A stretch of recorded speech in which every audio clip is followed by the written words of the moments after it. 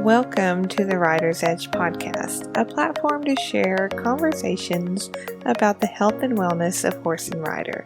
I'm your host, Farley Schweigert.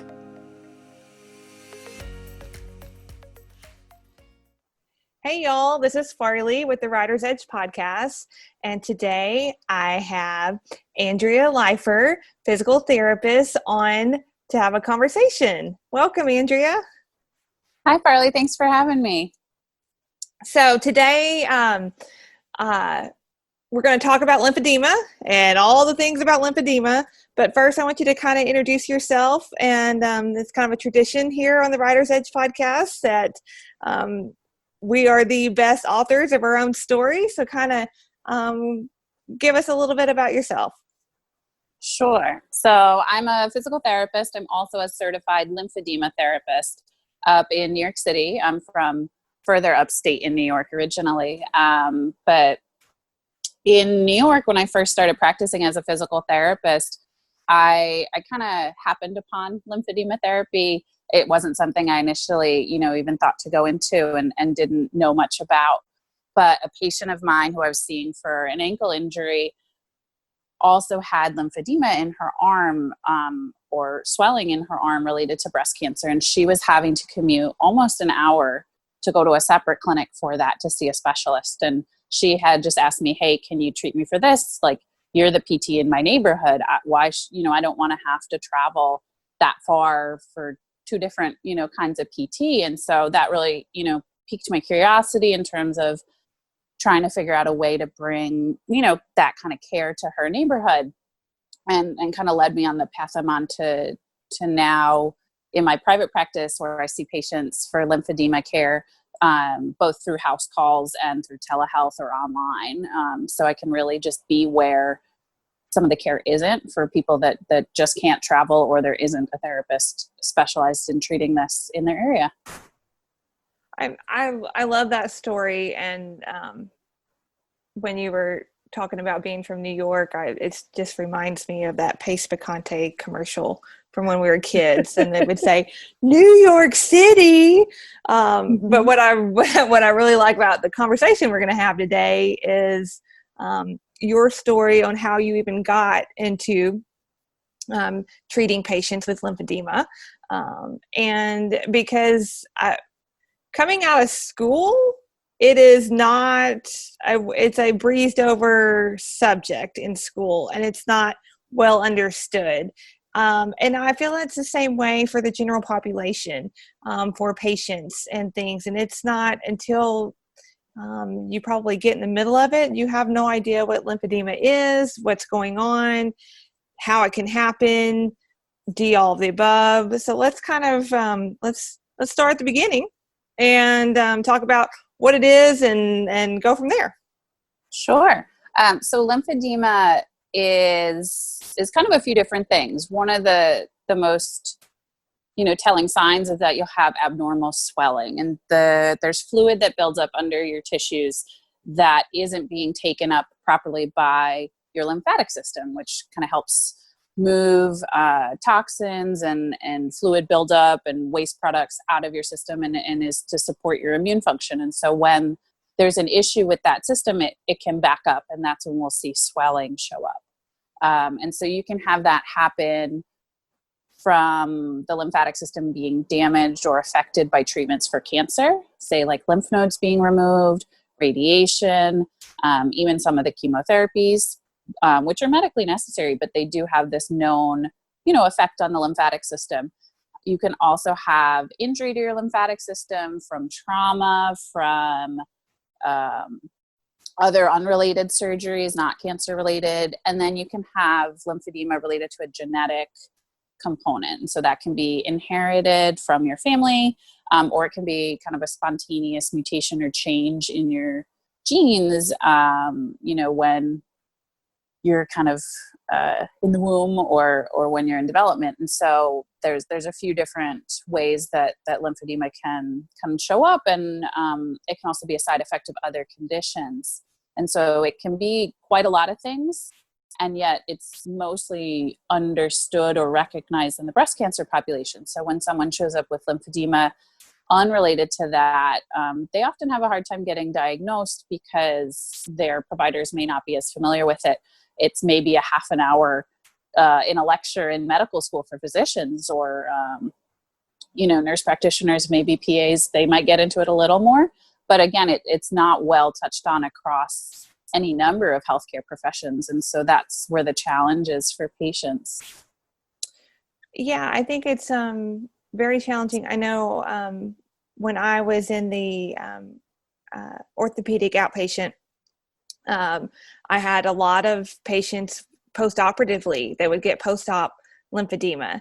And I tell patients all the time too, the lymphatic system, it's kind of like your body's sewer system. It takes all the trash out, but it's very delicate in how it does that, because it doesn't have a pump like your blood vessels do. Like there's no pump to it, which makes it more challenging as we're treating and trying to help recover from lymphedema. Yeah, it doesn't have like what your veins and your arteries have, which is your heart. It doesn't have this kind of closed loop that just keeps going to move things around. It relies a lot on external or outside factors to help it. And so it relies on nearby arteries pulsing and kind of doing their normal movement to move lymphatic fluid along. It relies on muscles contracting and pumping and moving to get fluid moving along. It relies on gravity and positioning, skin movement, because the skin is directly, attached to the more superficial or kind of tiny lymphatic vessels near your skin that are attached to your skin by tiny fibers. And so moving your skin can help your lymphatic system move fluid along. And so there's ways we can affect it to help manage lymphedema. But it definitely needs kind of more work, as it doesn't have as much support on its own by nature. Sure. I think I feel like in patients who have battled with cancer, that it's easier to get that diagnosis, because like you said, it's a known side effect for a lot of treatments. But I feel like if we have clients who post-operatively have a lot of swelling, or they just randomly, like you said, start having swelling, how can they start determining if they have lymphedema and the right questions to ask to get the right help in the healthcare system? Sure. I mean, I think a good starting point is always like primary care, to kind of check out, make sure like nothing else more serious is happening in terms of like blood work, because you can have swelling related to other more sinister things going on. And so you always want to like screen out and clear out that there's not something like a surprise like cancer showing up. So I think that's a good first step. If your provider doesn't know what to do about your swelling, that's when, and they're not sure who to refer you to, that's when kind of your own advocacy is going to be helpful. And it's unfortunately kind of a reality when you go to your primary care and they're not sure what to do. That's not uncommon. So then the next step potentially is to a vascular specialist. Again, they may or may not be as familiar with what to do and help you, but at least they're kind of the next best prepared, depending on how many providers are in your area, if you're in a smaller town versus a larger city. If you do have someone in your area that even specializes in lymphatics or lymphatic imaging, that's really kind of where you want to go for a more definitive answer. But understand you may not have access to that. So kind of at least what do you have within your immediate vicinity to rule out blood clots, to rule out, the more dangerous things that could be causing swelling, rule out infection, those sorts of things. And then once you kind of know, okay, it's not any of these things, I'm safer in terms of like immediate threat. Okay, now what else do I do? And those are great points. That's part of the purpose of the Writer's Edge podcast, is to educate people so that they can be better advocates for themselves, because knowledge knowledge is power, and applying it's even more powerful. Yeah, being able to rule out life-threatening things and then not, let's start moving towards finding somebody. Because, out in rural America, you may have to travel. I mean, even your story of your client asking you to treat that, even up where you live. But even in rural America, you may have to travel several hours to get to somebody who can help you with that, to get to a larger town or even a city, to get some assistance with that. Lymphedema, it happens in people. It happens. I've treated it in a horse as well. Yeah. So it's something that we need to continue to ask questions about. So if a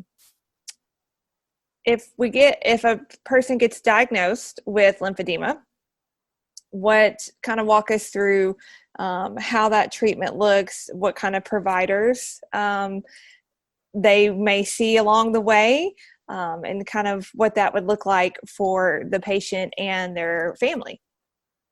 Sure. So once there's a diagnosis of lymphedema, ideally the person is getting, set up with meeting a certified lymphedema therapist. And so this is someone who has gone through, generally speaking, a 135-hour course, which is usually about a 2-week intensive training and then additional kind of work thereafter to help kind of guide them on this next part of their journey, and work with them. And so what happens in therapy is a lot of education, lifestyle issues that, may trigger or may relieve, some of the swelling or discomfort or pain that comes with lymphedema. And so kind of talking about what it is that you do on, day to day will give the therapist an idea of how to help you in managing your swelling. There's also the role of a hands-on technique called manual lymphatic drainage that therapists teach their patients to do to help move fluid through the lymphatic system, and may also provide, if appropriate as well, in terms of performing the technique on the patient. And then we kind of move into compression. And so compression stocking, some people may be familiar with. There's also compression bandaging or wrapping, to help encourage fluid movement out of the affected area, that, the therapist will perform and teach the patient how to do as well at home to kind of move out fluid that has built up. And so the goal is to get the area as small as possible, get out as much of the fluid that's built up as possible, which is not a permanent fix. It's more that we want to kind of have things be stable and not constantly filling up, and then help the person find compression stockings that maintain that for daytime, for nighttime, or they may have to do some bandaging in between to kind of find their perfect mix. And then exercise is a big component as well. So using those muscles to help influence the lymphatic system. So a very specific, exercise program tailored to each individual for what their goals are, what their activity level is currently, and kind of what their swelling needs. So it can be a pretty intensive treatment. Yeah. And while we're not, we're talking in general terms here as we're educating people, is it a quick treatment? Is it several months drawn out? Kind of help us figure out how long we're talking about managing this condition. Yeah, I mean, the treatment itself can vary as to how long, someone might be in an active phase with physical therapy, or occupational therapists do this as well, and some massage therapists too, as long as they've kind of gone through the full certification and they can do all aspects of it within their state. And so it can be something as often as 5 days a week. It could be 1 day a week with a lot of homework in between. So it kind of varies on what the patient needs and what the patient can accomplish, commit to, kind of just based on life. So I'm a bit flexible in terms of my approach to treating lymphedema. Others have different philosophies as well in terms of how we go about figuring out the right scheduling for that and what everyone needs. And so it could be, a 2-week quick intensive. It could be over the course of a month. It could be over 3 months because of whatever else is going on for the patient or kind of how severe the lymphedema was. That also can kind of vary and play a role into it. So that's kind of what we're looking at there. In terms of kind of what happens after that, lymphedema is a chronic or long-term condition that can progress over time. So it's not just kind of what we do in therapy, but it's more setting people up that have lymphedema with tools for success over time and knowing kind of what they can do by themselves and when they need to check back in with therapy for any kind of tune-up or modification of what they're working on at home, and that they don't have to manage it alone for the rest of their life. Yeah, it's and then I like having this conversation today because it's not something sexy to talk about. It's not your trendsetter topic. You're not going to go through the podcast and go, oh, let's talk about lymphedema today. But it's super important to be able to educate somebody that it may be a short thing depending upon your condition, and it may be even over the rest of your lifetime. And you and I are very similar in thought that we're flexible in taking all the factors in on how we treat patients. Curiosity on my part, when I treated my horse, she had degloved her hind leg. Essentially gotten caught in a fence and just degloved it. Didn't get any tendons, ligaments. I mean, it just shredded. So they surgically put everything back together. And it was the first time I'd ever had a horse in surgery, and that's a pretty intense process, laying a horse down to get him on the table. Yeah. And so when they let me back there in the operating room after it was all done, they were showing me everything. And then they're like, okay, this looks really great, but we don't know if she'll keep it together when she wakes up. And I was like, oh, man. But longer story short, she healed. We got the incision to heal. And that leg just ended up real thick. And in veterinary medicine, and my vets were fantastic. And they're like, that leg may just be thicker, that it'll still function. It'll be fine. And I was so stubborn. I was like, no, it is not going to be like this. I know I can fix this. And what worked for my horse, I did some compression wrapping with her and things. And that really, I ended up getting a vibration plate in horse rehab. Vibration is kind of a big thing. And I think within probably 2 months, we'd gotten through all that and completely never had a problem again. So I didn't know on the human side if we were using a lot of vibration. In some clinics, again, that's all a treatment style, but curiosity while we're here chatting today, I was like, let's talk about vibration therapy and lymphedema as well. Yeah, so vibration plates can be used. They're not as common yet. I think like Hivimad is one.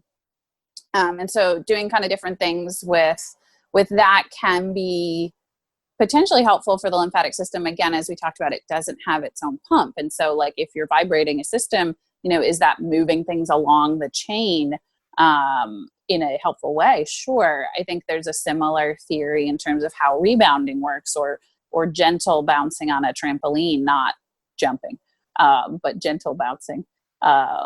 So there's kind of some of that in terms of individuals who can't get a vibration plate for home for any number of reasons. A small trampoline with, a handle for kind of low level movement where they're not really leaving the trampoline. That certainly has been, I know, at least I have anecdotal reports or stories from patients where that's been, helpful for them. The research obviously can be sparse in some of these methods for treatment when we're not sure kind of financially what's to gain from learning about it. That's always a difficult thing in terms of like what goes on in scientific journals, why some things are studied and why some things aren't. And so it's not that it's not helpful. It's just that there isn't a study on it or enough studies on it to make a conclusion from. Similar with like kinesio taping and that elastic taping. I don't know if you've ever done that for horses. We do that a lot for lymphatic issues or lymphedema, and find it to be quite helpful, but you'll be hard pressed to find that much about it in the literature. It or research journals. It's not well written on. Yeah. Yeah. I did kinesio training right when it first came out, when in the whole 2008 Beijing Olympics, big rush, when you could, it was better than sliced bread. It was going to heal everything. And kind of as the dust has settled on that, we have found that it's really good for the lymphatic system, and maybe not so much in other areas. But, I touch on this about research often through Writer's Edge. And I think it's very appropriate in the day and time that we're in now, that to understand how research works, and to understand that it takes a long time to get solid research. And it also, just like you said, there's so many factors to why something gets researched or it doesn't. Finances come into things just like any other business across the economy. And if it's not, I tell patients all the time, if it's not harmful to you, then it's worth a try. If it's not harmful, it's worth a try. And I hadn't even thought about the trampoline thing. That's genius, because vibration plates are cost prohibitive at this point. And it was a hoot thing for me when I got my horse size one. Wow, I can't imagine. I'm just trying to imagine a horse on a trampoline right now. I got sidetracked with thinking about that. But I can't imagine the cost of a vibration plate for a horse, let alone like a person. So yeah. And that, when that, I have a TheraPlate is the brand that I went with. And when that came out, it reminded me a lot of the Kinesio Tape rollout of it was going to cure everything. And it just like any other treatment in healthcare and physical therapy, it settles, the dust has to settle for it to find its place. Dry needling had to find its place.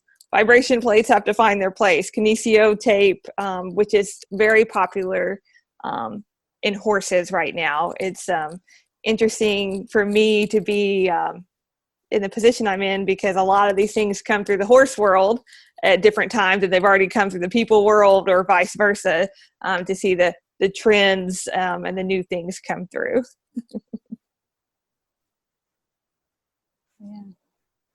Yeah, one of the things that a patient brought to me was that we sometimes use this kind of wrap called Koban, but also known as vet wrap. And we only have it in the medical world in this like medical beige, and this ugly beige color. And people want to have fun, and they want to wear colorful things, and they don't want to feel like it's a medical issue, even though it's, part of their daily medical care. And so that they had gotten the same product, but in fun colors through a vet supply store. And I always think that's fun to kind of see, like, it's literally the same thing, but they brand it differently for,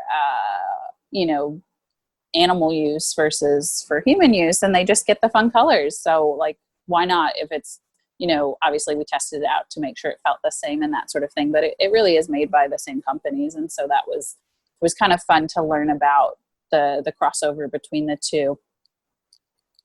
Yeah, and it's probably cheaper too than getting Koban. And Bandaid beige is boring. Yeah. A lot of times. Sometimes it's right up your alley, but Bandaid beige can be boring. So, tell me, Andrea, where, if anybody's listening today, where can they get more information? If they sparked an interest early on and was like, oh, she does telehealth visits too? Like, where can they get general information? Can they get a hold of you? Anything like that? Sure. I would say like the best place probably to send you is to my website. It's kind of all encompassing of the various things that I do or I'm involved in, or if I can't help you, I can send you somewhere that can, or hook you up with patient advocates or nonprofits to get you resources if, care is cost prohibitive. We can acknowledge that. And so I'm here to help people, even if it's not myself that's doing that. So my website, of course, both of, lymphedema in and of itself is not an easy word to spell. Right. My phone didn't recognize it for a long time as a word. And so that was kind of fun. So my website is www.lymphedema.physio. And so that's LYM as in Mary, P as in Peter, HED as in David, EM as in Mary, .physio, P as in Peter, HYS as in Sam, IO. Awesome. Yeah. When I've been communicating, it's a lot. My phone doesn't recognize lymphedema either. And I was like, oh, she's probably had to train autocorrect for a long time to get that word in her phone. Well, Yeah. Andrea, I want to thank you for spending the time with me to have a conversation today. Because I just love being able to talk to people who are passionate about different things, to be able to educate people, because this may not be a condition that affects you directly, but it may affect a family member or a close friend. And so anytime you can get more educated, you can help your tribe as well. So people can pass this along so that they can learn more about the condition and be healthier. Yeah. So thank you again. And as always, I will see you down the road. Thank you for listening to Writer's Edge Podcast. For show notes and other thoughts, head over to writersedgetherapy.com. If you would like to stay connected and continue the conversation, head over to my free Facebook group, Writer's Edge Health and Wellness for Horse and Rider. Thanks for continuing the conversation, and as always, I will see you down the road.